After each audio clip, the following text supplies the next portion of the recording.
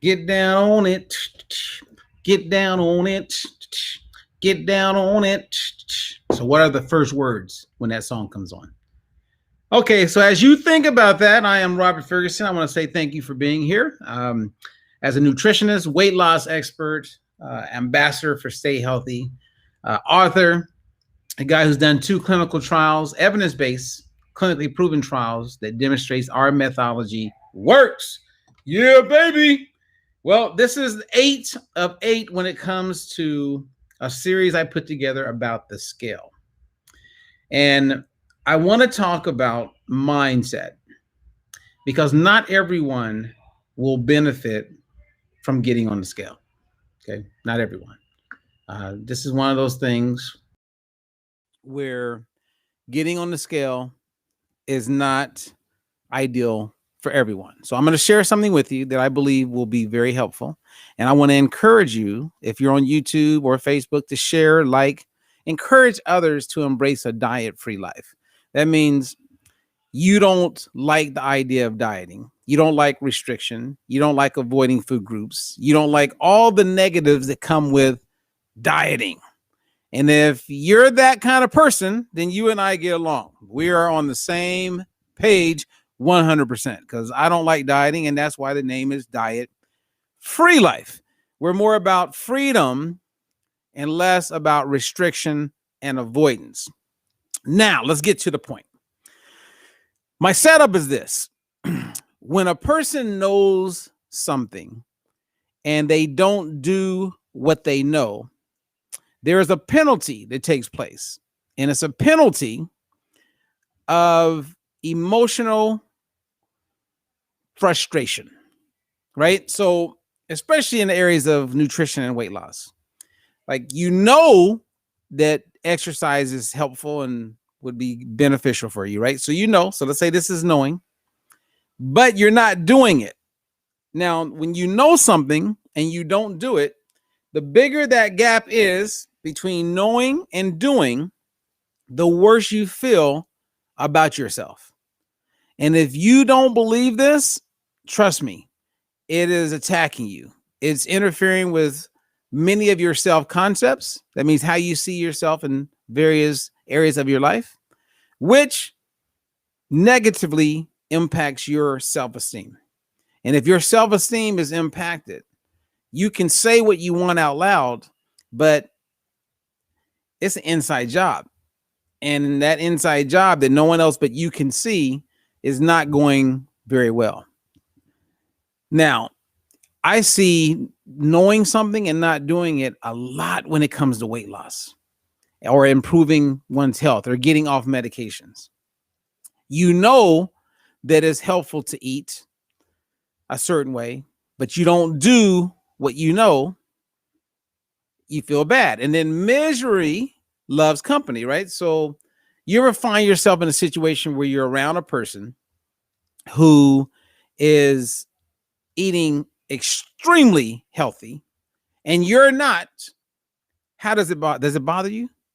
Or when people are around you and you're eating healthy the way they see it, then it can bother them. Sometimes people don't even want to be around you because it forces them to look at themselves, right? It's a reflection. So when they see someone doing something that they know would be ideal for them to do, but they're not doing it, that's not a good feeling.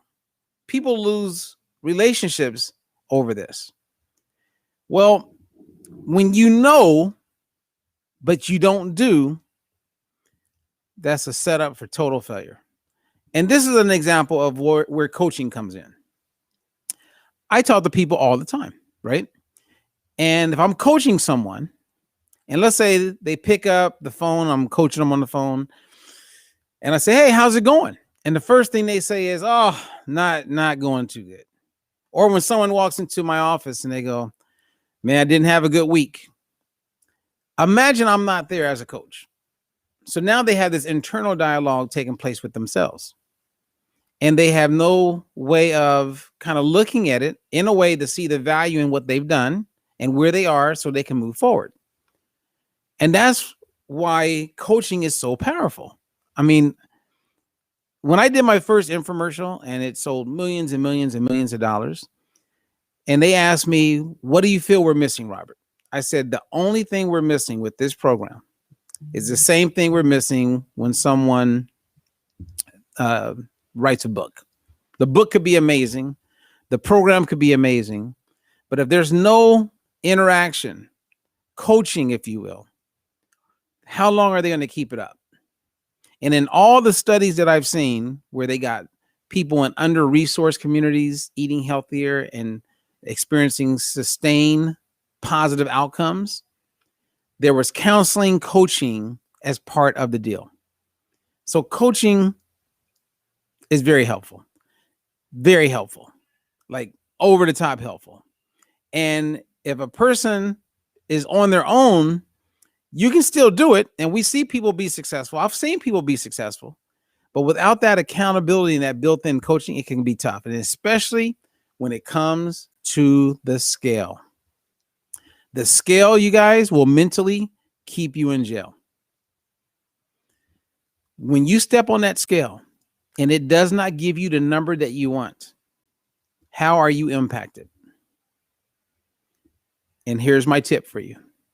If it bothers you because maybe you don't understand body composition, right? You're looking more at the scale weight, not even thinking about what the weight is made up of.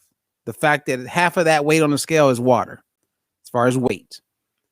A lot of that weight on that scale is bones and muscles and organs and hair. And then there's fat weight. And the goal is to get rid of the fat weight.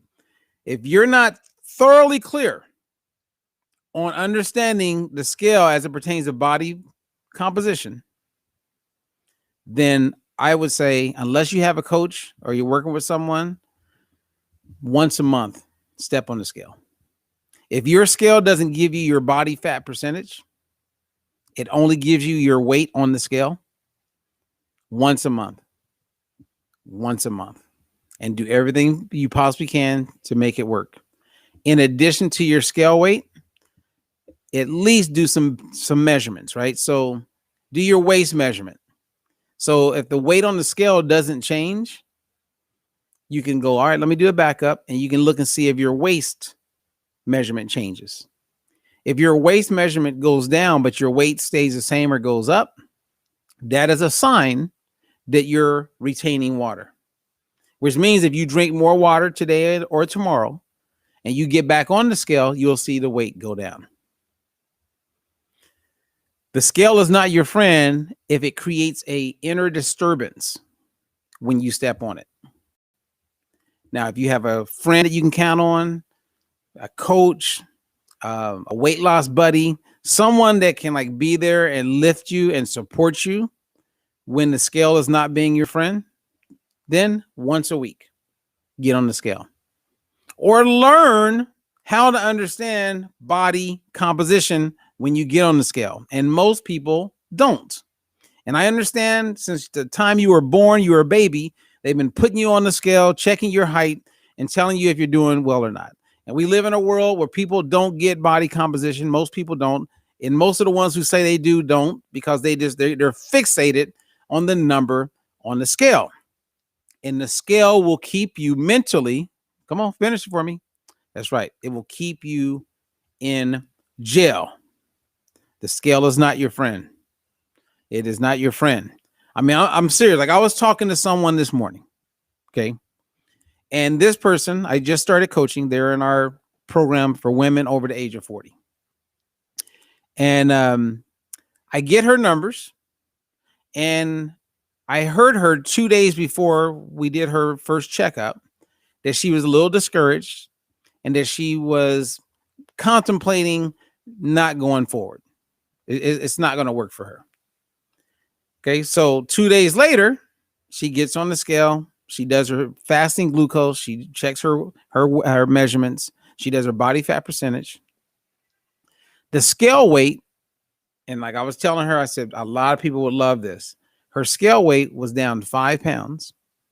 Her body fat percentage was down over 2%. Her waist measurement, okay, and this is not, let me disclaim, because this doesn't happen to everybody. 4 inches in like 10 days off her waist. Her glucose was down and she's feeling good.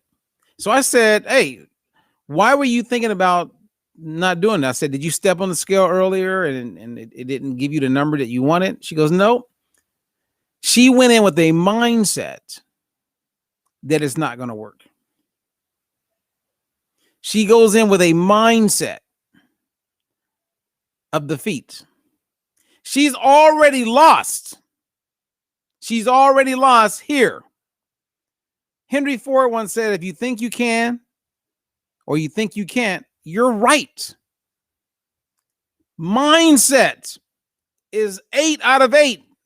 That's number 8. You want to have the right mindset. And mindset is made up of many concepts in your life.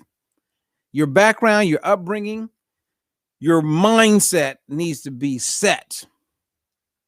And that's where I know as a coach, we nurture that to help you look at things differently, see it through a different lens. Otherwise, you're going to create your own, and who knows where you're going to be. Who knows?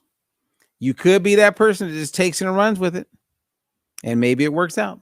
Or you may be that person who could have been successful if you had shown up. So fortunately, this client showed up. And I said, look at your waist. Look at your waist. You're down 4 inches in your waist and you almost stopped. You almost quit. And she goes, yeah, I had to take the measurement like 3-4 times because she wasn't prepared for that. You know, Roger Bannister is the first man that we know of that ran the mile in less than 4 minutes. He was a mathematician, a physician, statistician, and he planned it out. And there were people who thought he was absolutely crazy, that the body cannot move that fast for that long. They said it's never going to happen. Why are you doing this? You look like a fool. And he did it. And what's interesting is that once he did it, shortly after that, you had almost 100 people that did it. And to date, since the time he did this, thousands of people have done it. It took one person to do it. Well, when it comes to your health, your outcomes, your results, one person, one mind, your mind must be in alignment to expect success. Expect it. You don't even need to know. As I share with this client, you don't need to know. Right now, you have a coach. Just trust me. Do the work, run the plays, show up, and then we'll evaluate where you are and then make adjustments and keep it moving. Mindset.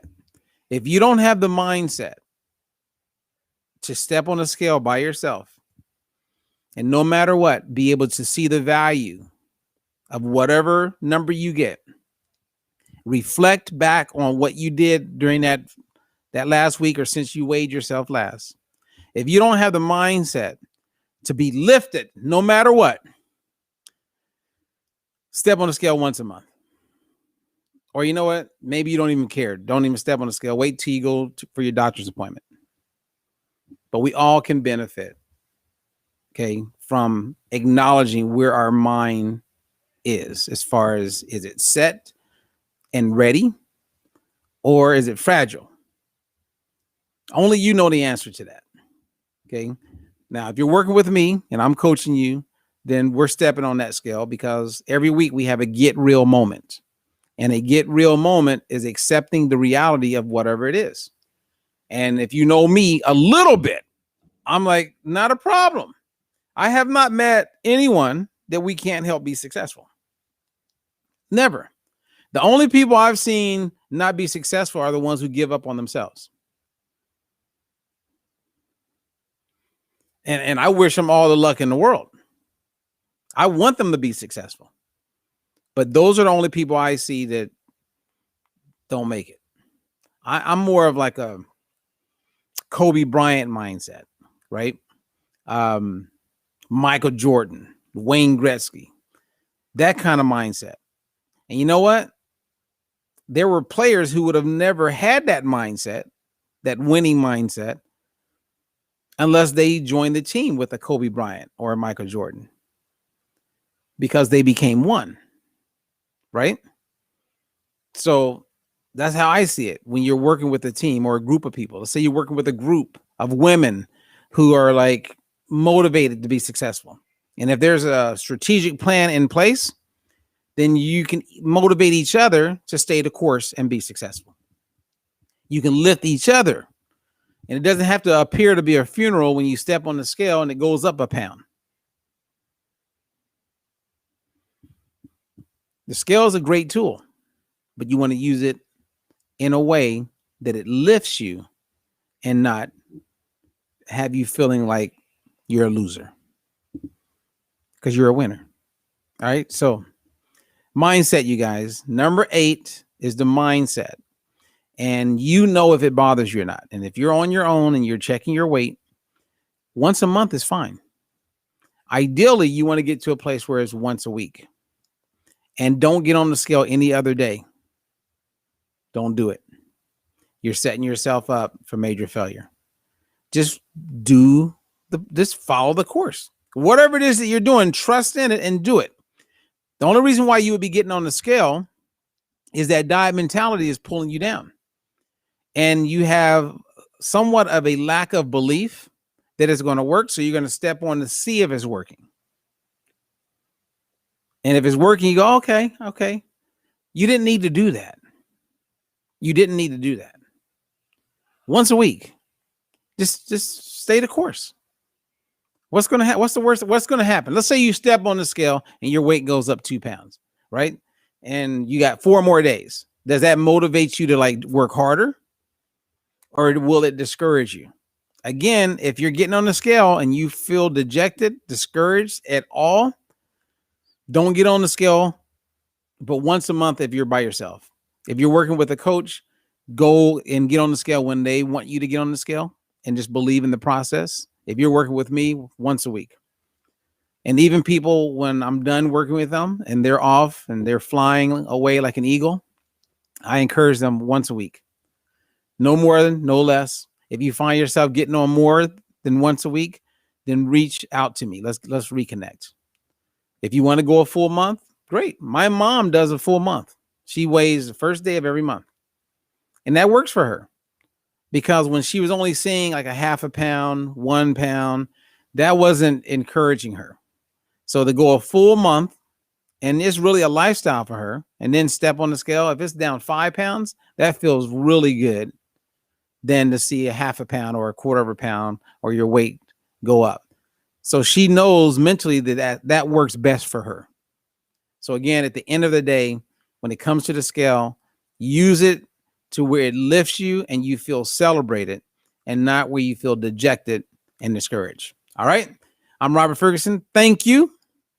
This was a fun ride. If you have not checked out the other 7 short videos I did on the scale and the lies that frame the scale and how you can win and utilize the scale as a tool instead of a detriment, then make sure you check out all of those, and do me a favor, comment, share, let me know where you're coming from, all of that stuff. All right. So until the next one, I'm Robert Ferguson.